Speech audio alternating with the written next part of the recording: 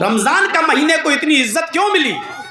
کیوں رمضان کے مہینے میں پڑھی جانے والی نفل فرض کے برابر ہو جاتی ہے اور فرض کا ثواب 70 گنا اور بڑھا دیا جاتا ہے؟ یہ مقام کیوں ملا؟ کیوں رمضان کے مہینے میں 1 روپیہ خرچ کرنے کا ثواب 70 روپے کے برابر ہو جاتا ہے؟ عام دنوں میں 1 کا ثواب 10 کے برابر رہتا ہے، رمضان میں 1 نیکی کا ثواب 70 گنا اور اس سے بھی آگے اللہ پہنچا دیتا ہے۔ کیوں رمضان کے مہینے میں یہ برکت کیوں ملی؟ کیونکہ اس مہینے میں اللہ نے قرآن نازل کیا ہے، قرآن کی برکت سے اللہ نے رمضان کے مقام کو بڑھا دیا ہے۔ رمضان کے مہینے کی جس رات میں قرآن نازل ہوا، رمضان کے مہینے میں جس مہینے میں قرآن نازل ہوا، اس مہینے کی جس رات میں قرآن نازل ہوا، اللہ نے اس رات کے مقام کو بھی کہہ کر بڑھا دیا، لیلۃ القدر خیر من الف شہر۔ جس رات میں یہ قرآن اترا، اس رات کی عبادت 1000 مہینوں کی عبادت سے بڑھ کر ہے۔ قرآن جو فرشتہ نبی کے اوپر لے کر آیا وہ عام فرشتہ تھا، لیکن قرآن جب لے کر آیا تو اللہ نے اس کو سید الملائکہ جبریل کو تمام فرشتوں کا سردار بنا دیا۔ قرآن جس نبی کے اوپر نازل ہوا، اللہ تعالیٰ نے اس نبی کو تمام نبیوں کا امام اور سید الانبیاء بنا دیا۔ دیکھ رہے ہیں قرآن کی برکت، یہ قرآن کی برکت۔ قرآن جس مہینے میں نازل ہو وہ مہینہ سید الشہور بن جائے، قرآن جس رات میں نازل ہو وہ رات 1000 مہینوں کی عبادت سے بڑھ کر 1000 مہینوں کی بھی عبادت سے بڑھ کر ہو جائے، قرآن جس فرشتہ لے کے آئے وہ فرشتہ تمام فرشتوں کا سردار بن جائے۔ میرے بھائیوں، قرآن جس نبی پر نازل ہو وہ نبی تمام نبیوں کا سردار بن جائے۔ یہ قرآن کی تعلیم حاصل ہوتی ہے ان اداروں میں میرے بھائیوں۔ اس لیے قرآن جو پڑھتا ہے اور پڑھاتا وہ دنیا کا سب سے اچھا انسان۔ خیرکم من تعلم القرآن وعلمہ، دنیا میں سب سے بہتر لوگ وہ ہیں جو قرآن کو سیکھتے ہیں اور جو دوسروں کو سکھاتے ہیں۔ سیکھنے اور علم الانسان ما لم یعلم، انسان کو وہ سکھایا جو وہ نہیں جانتا تھا۔ قرآن کی ابتدائی آیات جو نازل ہو رہی ہیں وہ میرے بھائیوں علم سے تعلق رکھتی ہیں، اس سے علم کی اہمیت کا اندازہ ہو جائے گا۔ نبی اکرم صلی اللہ علیہ وسلم نے بھی فرمایا، طلب العلم فریضۃ علی کل مسلم، علم دین کا حاصل کرنا ہر مسلمان پر فرض ہے۔ یہ فرض کفایہ نہیں، 2-4 لوگوں نے پڑھ لیا اور سب کے ذمے سے ساقط ہو گیا، نہیں۔ حصول علم ایسے ہی فرض ہے ہر مسلمان پر، جس طرح نماز فرض ہے ہر مسلمان پر، جس طرح روزہ فرض ہے ہر مسلمان پر، جس طرح زکوٰۃ فرض ہے ہر صاحب استطاعت پر، جس طرح حج فرض ہے ہر صاحب استطاعت پر، اسی طریقے سے علم کا حاصل کرنا یہ فرض ہے ہر مسلمان پر، خواہ وہ لڑکا ہو یا لڑکی، مرد ہو یا عورت، حصول علم فرض ہے۔ ہاں یہ الگ بات ہے کہ علوم میں افضل اور بہتر علم ہے علم دین، لیکن یہ مطلب نہیں ہے کہ دوسرے علوم کو حاصل نہیں کرنا چاہیے۔ ہم انگلش، ہم میتھ، ہم سائنس، ہم بایو، ہم کیمسٹری، ہم فزکس یہ کتابیں نہ پڑھیں، یہ مطلب نہیں ہے۔ بہتر علم اور افضل علم یہ ہے کہ ہم علم دین حاصل کریں، قرآن کا علم حاصل کریں، لیکن جو شخص بھی قرآن کا علم حاصل کرے گا اس کو دنیاوی علم کی ضرورت آٹومیٹکلی پڑے گی۔ بغیر دنیاوی علم کے وہ قرآن کا علم بھی حاصل نہیں کر سکتا۔ لازم و ملزوم ہے۔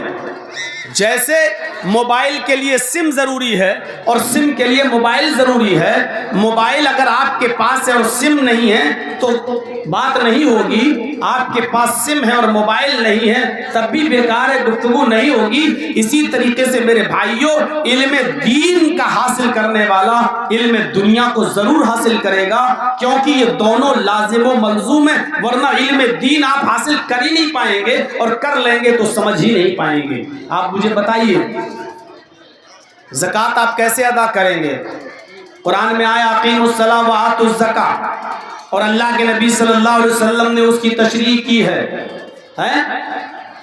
کہ آپ کو نقد رقم ہے آپ کے پاس اور زکوٰۃ کے آپ حقدار ہیں تو آپ پر 2.5% زکوٰۃ ہے۔ 100 روپے میں 2.5 روپے، 40 روپے میں 1 روپیہ۔ اب آپ فیصلہ کرو 1 لاکھ روپے کی زکوٰۃ آپ 2,500 دیں گے، 10 لاکھ روپے کی زکوٰۃ آپ کیسے دیں گے؟ 20 لاکھ روپے کی زکوٰۃ آپ کیسے دیں گے؟ آپ کے پاس 5 تولے 5 بھری سونا ہے اور آپ کے پاس 5 بھری سونے کا پیسہ بھی موجود ہے، رقم ہے، اور اس کے آپ مالک ہیں اور اس کے اوپر 1 سال گزر چکی ہے، تو آپ دونوں کو کیلکولیٹ کیسے کریں گے جب تک آپ میتھ نہیں پڑھیں گے؟ جب تک آپ میتھ نہیں پڑھیں گے تب تک حساب کتاب آپ کیسے نکالیں گے؟ اس لیے جو علم دین حاصل کرے گا اس کے لیے ضروری ہے کہ وہ دنیاوی علم بھی حاصل کرے۔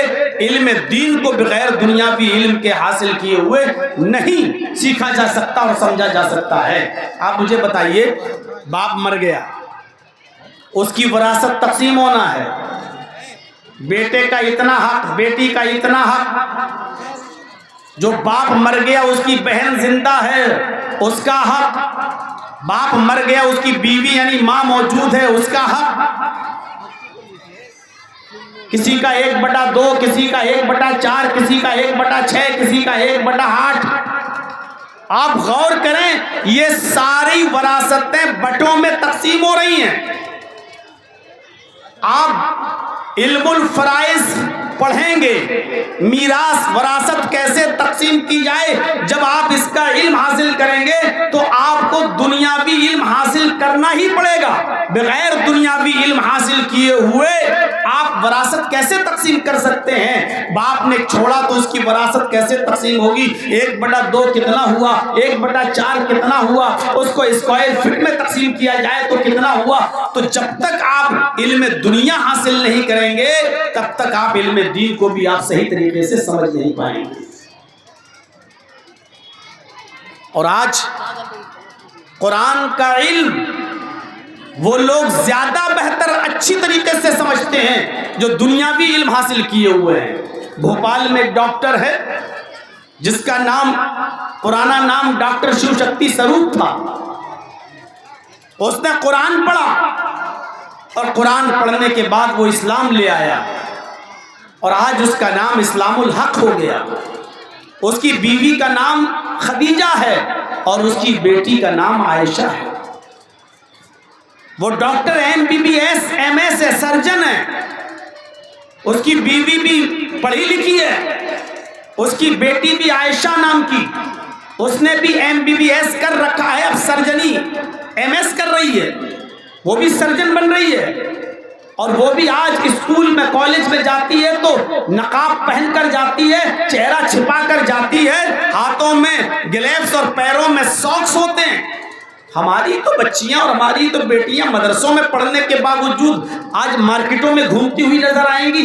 ہمارے ہاں تو پردہ نام کا ہے ماتر، ورنہ پردے کی آڑ میں ساری برائیاں آج پردے کے آڑ میں بھی ہو رہی ہیں۔ وہ MBBS کرنے والی ڈاکٹر، وہ MS کرنے والی لڑکی آج بھی پردے میں جاتی ہے اور اتنے لوگوں کے بیچ میں آج بھی وہ نقاب لگا کر بیٹھتی ہے۔ ہزاروں تانے سننے کے باوجود بھی کورٹ نے اس کو پرمیشن دی ہے کہ یہ اس کی سوتنترتا ہے، اس کی آزادی ہے، وہ جو ڈریس میں، جو لباس میں، جس نقاب میں آنا چاہے وہ آ سکتی ہے، آپ اس کی آزادی نہیں چھین سکتے ہیں۔ اس نے کیس لڑ کر، مقدمہ لڑ کر میرے بھائیوں یہ حق حاصل کیا ہے اور نقاب لگا کر وہ پردے میں آج بھی پڑھنے کے لیے جا رہی ہے۔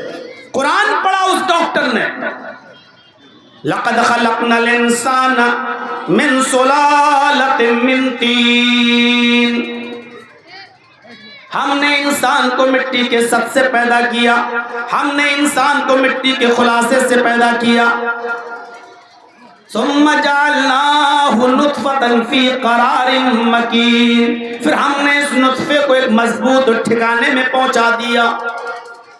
ڈاکٹر یہ پڑھتا ہے اور کہتا ہے کہ 1400 سال پہلے محمد کو یہ باتیں کس نے بتائیں، ایک مضبوط ٹھکانے پہ پہنچا دیا۔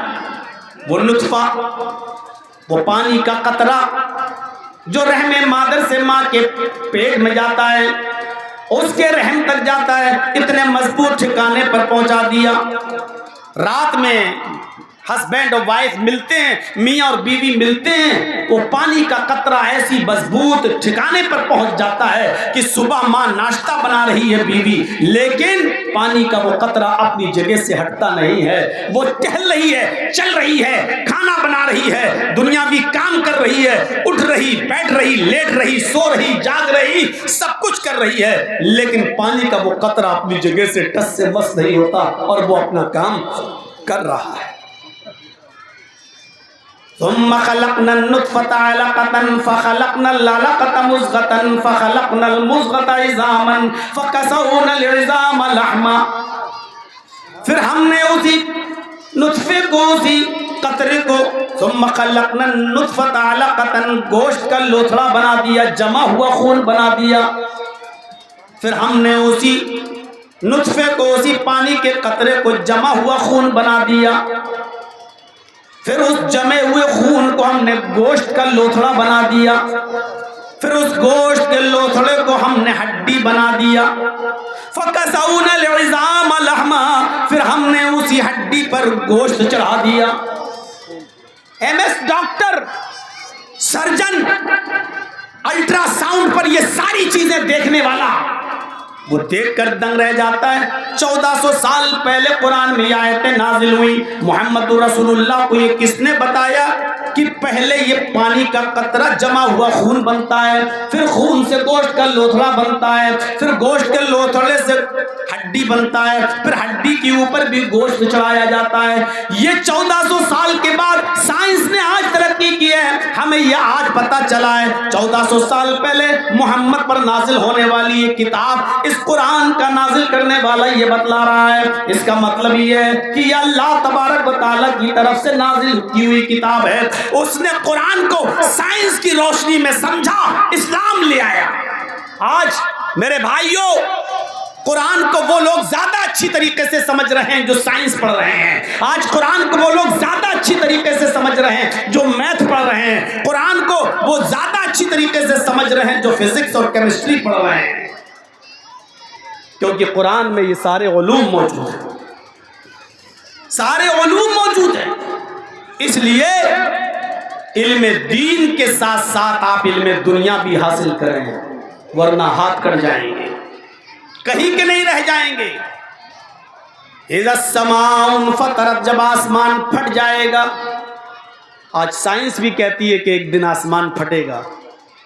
اذا الشمس کورت، جب سورج کی گرمی لپیٹ دی جائے گی، سورج روزانہ اپنی روشنی دھیرے دھیرے کم کرتا جا رہا ہے، اس کو ہم سائنس کی روشنی میں سمجھیں۔ اذا زلزلت الارض زلزالها، جب زمین اپنی پوری شدت کے ساتھ ہلا ڈالی جائے گی، آج سائنس بھی مانتی ہے کہ ایک دن وہ لاوا جو زمین کے اندر پھیل رہا ہے جب پوری دنیا میں پھیل جائے گا، اور جب بالٹی میں پانی بھر جائے اور نل بند نہ کیا جائے تو پانی باہر آنے لگتا ہے، ایسے ہی جب یہ لاوا پوری دنیا میں زمین کے اندر پھیل جائے گا اور لاوا بڑھتا رہے گا تو ایک دن یہ لاوا زمین کو پھاڑ کر باہر نکلے گا، اور جب یہ لاوا زمین کو پھاڑ کے باہر نکلے گا تو زمین میں زلزلہ ہوگا، بھوکمپ آئے گا، اور وہ بھوکمپ بہت شدید ہوگا، پوری دنیا میں اس کے جھٹکے محسوس کیے جائیں گے۔ اسی کو قرآن نے کہا اذا زلزلت الارض زلزالها، جب زمین اپنی پوری شدت کے ساتھ ہلا ڈالی جائے گی، جب زمین اپنی پوری شدت کے ساتھ اس زمین کے اندر بھوکمپ آ جائے گا، وَأَخْرَجَتِ الْأَرْضُ أَثْقَالَهَا، اور یہ زمین اپنے اندر کے سارے خزانوں کو نکال کر باہر پھینک دے گی، وَقَالَ الْإِنسَانُ مَا لَهَا، زمین کی حالت دیکھ کر انسان کہے گا کہ زمین کو کیا ہو گیا، بِأَنَّ رَبَّكَ أَوْحَىٰ لَهَا، اور یہ سب تیرے رب کے حکم سے ہو رہا ہوگا۔ میرے بھائیو، تصور کرو قرآن کی آیات کو سائنس کی روشنی میں سمجھنے کی ضرورت ہے، جیسے وہ ڈاکٹر سمجھا، نہیں سمجھا جا سکتا ہے قرآن کو بغیر دنیاوی علم کے، اس لیے قرآن کو بھی ہاتھ پڑھیے اور دنیاوی علم بھی حاصل کیجیے، دنیاوی علم بھی اور دنیاوی علم کو جب آپ پڑھیں گے، دیکھیے آج سے 1400 سال پہلے کہا گیا تھا نا، اللہ کے نبی نے کہا مردے انسان مرنے کے بعد دوبارہ زندہ ہوگا، تو لوگ مذاق اڑاتے تھے، واہ ہڈیاں سڑ جائیں گی، گل جائیں گی، انسان دوبارہ زندہ ہوگا۔ سوامی دیانند سرسوتی نے تو ستیارتھ پرکاش میں باقاعدہ اعتراض کیا ہے، ہم لوگ سمندر میں ڈال دیے جاتے ہیں، بہا دیے جاتے ہیں، انسانوں کی لاشیں جانوروں کی لاشوں کے ساتھ مل جاتی ہیں، اللہ تعالیٰ ہر ایک لاش کو کیسے الگ کرے گا، انسانوں کو کیسے الگ کرے گا، جانوروں کو کیسے الگ کرے گا؟ یہ ایک ڈیفیکلٹ کویشچن تھا، دماغ کو جھنجھوڑتا تھا، لیکن آج ریڈیو کی ایجاد بتلا رہی ہے۔ جرجیت صاحب یہاں بول رہے ہیں، میری بھی آواز، مجھ سے پہلے ہمایوں کبیر بھی بول رہے تھے، ان کی بھی آواز، یہ وہ ہمایوں کبیر نہیں ہے جو بابری مسجد بنوا رہا ہے، اس کی طرف دماغ مت لے جائیے گا، وہ تو شیطان ہے نمبر 1 کا، تو پاکھنڈی ہے، وہ تو ایجنٹ ہے، وہ تو دلال ہے۔ میرے بھائیوں ذرا غور کیجئے گا بات کو، ہماری آواز، یہ جلسہ میرا ہو رہا ہے، تقریر میری ہو رہی ہے، یہ چیخ رہی ہے، ان کی بھی آوازیں جا رہی ہیں، میلے ٹھیلوں کی بھی آوازیں جا رہی ہیں، آواز ٹرینوں کی آواز، یہ جنریٹر چل رہا ہے اس کی بھی آواز، جانوروں کی بھی آواز، بھینسوں کی گایوں کی بھی آواز۔ غور کر رہے ہیں اس فضا میں کتنی آوازیں تیر رہی ہیں جو خلط ملط ہو چکی ہیں، لیکن ریڈیو میں لگا ہوا چمبک، ریڈیو میں لگا ہوا مقناطیس جس کی آواز کو کھینچنا چاہتا ہے، وہی آواز ریڈیو کی چمبک میں آ جاتی ہے، تمام آوازوں سے دامن بچاتے ہوئے۔ اور آپ سن لیتے ہیں آج آکاش وانی پٹنہ سے ماننیے نتیش کمار جی بول رہے تھے، آج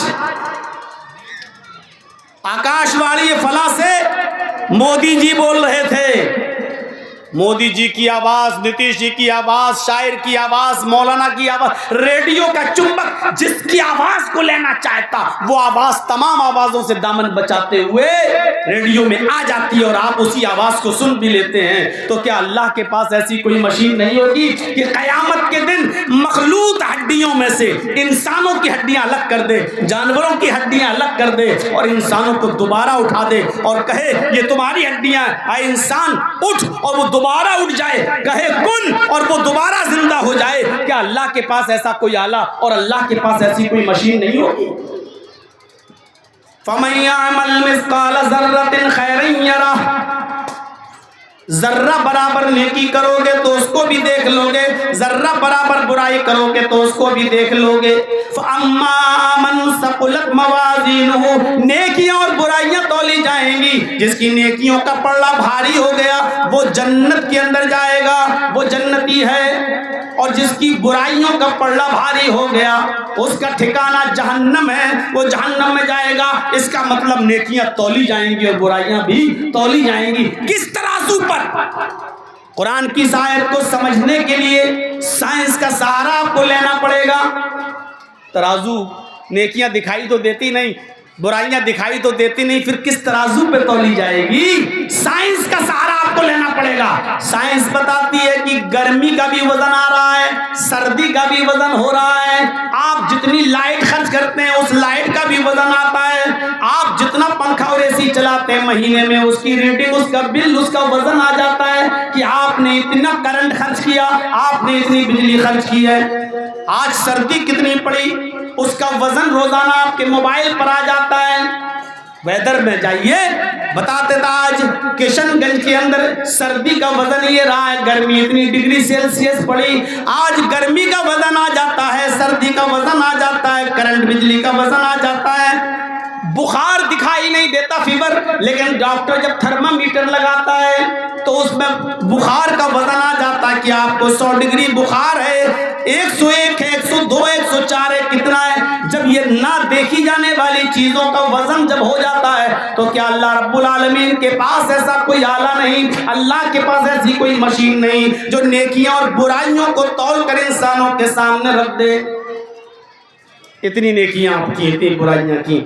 قرآن کی آیت کو سمجھنے کے لیے سائنس کا سہارا، اس لیے قرآن سارے علوم کا سردار ہے اور سارے علوم قرآن میں ہیں۔ یہ الگ بات ہے کہ ہم وہاں تک پہنچ نہ پائیں، قرآن میں بایو بھی ہے، قرآن میں کیمسٹری بھی ہے، قرآن میں فزکس بھی ہے، قرآن میں میتھ بھی ہے۔ یہ الگ بات ہے کہ ہم وہاں تک ہماری عقل پہنچ نہیں پاتی ہے، یہ الگ بات ہے۔ اگر ہم غور کریں تو قرآن نے صاف طور پہ کہہ دیا سخر لکم ما فی السماوات و ما فی الارض، دنیا اور آسمان کی ساری چیزیں ہم نے تمہارے تابع کر دی ہیں، ہم نے تمہارے پیروں تمہارے قدموں پہ ڈال دیا ہے، تم ان کو استعمال کرو۔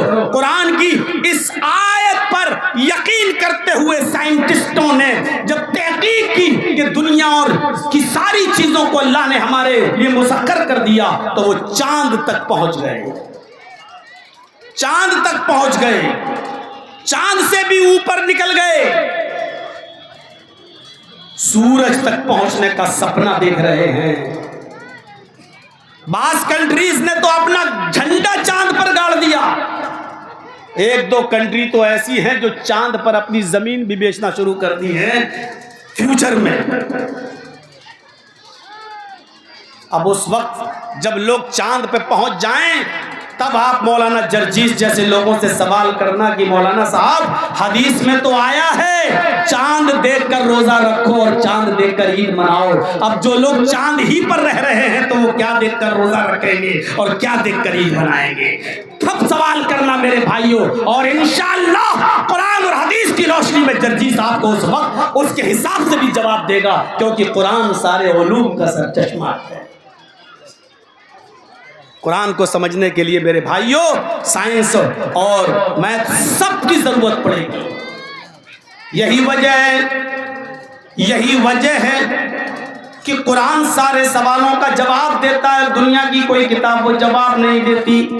میں نے وید پڑھا، میں نے رامائن پڑھی، میں نے گیتا پڑھی، میں نے انجیل پڑھی، میں نے بہت سی کتابوں کا مطالعہ کیا، آج تک میں تھک گیا پڑھتے پڑھتے کہ ہمیں وید بتائیں کہ وہ کیسی کتاب ہے، ہمیں تورات بتائے کہ وہ کیسی کتاب ہے، ہمیں زبور بتائے کہ وہ کیسی کتاب ہے، ہمیں انجیل بتائے کہ وہ کیسی کتاب ہے، ہمیں وید بتائے کہ وہ کیسی کتاب ہے۔ وید خاموش ہے، تورات خاموش ہے، زبور خاموش ہے، انجیل خاموش ہے۔ ہم قرآن سے پوچھتے ہیں اے قرآن تو بتا تو کیسی کتاب ہے؟ قرآن ہمیں جواب دیتا ہے ذالک الکتاب لا ریب فیہ، یہ کتاب ایسی ہے کہ جس کے اندر شک کرنے کی کوئی گنجائش نہیں۔ دنیا کی کوئی کتاب چیلنج نہیں کرتی ہے لیکن قرآن چیلنج کرتا ہے وَإِن كُنتُمْ فِي رَيْبٍ مِّمَّا نَزَّلْنَا عَلَىٰ عَبْدِنَا فَأْتُوا بِسُورَةٍ مِّن مِّثْلِهِ، اگر تمہیں شک ہے یہ قرآن محمد اور ان کے ساتھیوں نے بنا لیا ہے تو وہ انسان ہے، وہ بنا سکتے ہیں تو تم کیوں نہیں بنا سکتے ہو؟ اگر وہ بنا سکتے ہیں تو تم بھی بنا سکتے ہو۔ فَأْتُوا بِسُورَةٍ مِّن مِّثْلِهِ، اگر اپنی ماں کا حلال دودھ پیا تو قرآن کی سورت کی طرح ایک سورت بنا کر لے آؤ۔ چیلنج دے رہا قرآن، ایک سورت، سورہ بقرہ کی طرح 2.5 پارے کی سورت نہیں، تمہاری نانی مر جائیں گی، چھٹی کا دودھ تمہیں یاد آ جائے گا۔ اِنَّا أَعْطَيْنَاكَ الْكَوْثَرَ فَصَلِّ لِرَبِّكَ وَانْحَرْ إِنَّ شَانِئَكَ هُوَ الْأَبْتَرُ، یہ قرآن کی سب سے چھوٹی سورت ہے، جاؤ اس سورت کی طرح کوئی دوسری سورت بنا لاؤ، نہیں بنا پائے۔ آج بھی اسرائیل میں چلے جاؤ، یہی اسرائیل نیتنیاہو والا، آج بھی وہاں کے یہودی عربی بولتے ہیں، آج بھی عربی بولتے ہیں، آج بھی سیریا میں یہودی ہیں، آج بھی دمشق میں یہودی ہیں، آج بھی آذربائیجان میں یہودی ہیں، عیسائی بھی ہیں، عرب کنٹریز کے اندر آج بھی عیسائیوں اور یہودیوں کی اچھی خاصی تعداد موجود ہے، عربی بولنے والوں کی تعداد موجود ہے، لیکن وہ عربی بولنے والے یہودی، وہ عربی بولنے والے عیسائی آج تک قرآن کی اس آیت کے چیلنج کو قبول نہیں کر سکے اور چھوٹی سے چھوٹی سورت کی طرح کوئی دوسری سورت نہیں بنا پائے۔ آج بھی آپ دوسری کتابوں سے پوچھو کہ کتابوں کن لوگوں کے لیے اتری ہو، تورات خاموش، انجیل خاموش، بائبل خاموش، وید بھی خاموش، آپ قرآن سے پوچھو کہ قرآن تو کن لوگوں کے لیے آیا ہے؟ قرآن جواب دے گا ھدی للمتقین، مجھے متقیوں کے لیے، اللہ سے ڈرنے والوں کے لیے ہدایت بنا کر بھیجا گیا ہے۔ دوسری جگہ قرآن کہے گا ھدی للناس وبینات من الھدی، دنیا کی تمام انسانیت کے لیے اللہ نے مجھے ہدایت بنا کر بھیجا۔